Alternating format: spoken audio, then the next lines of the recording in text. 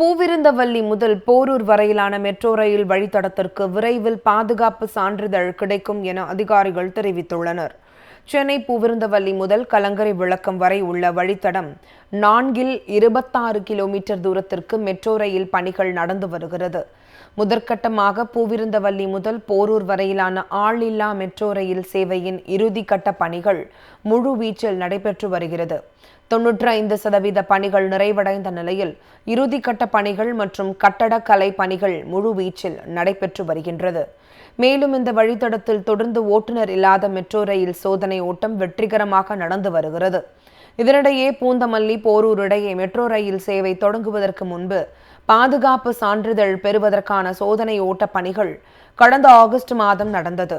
அப்போது இந்திய ரயில்வே ஆராய்ச்சி வடிவமைப்பு மற்றும் தர நிர்ணய அமைப்பை சேர்ந்த அதிகாரிகள் முன்னிலையில் மெட்ரோ ரயில் சோதனை ஓட்டம் நடத்தி காண்பிக்கப்பட்டது.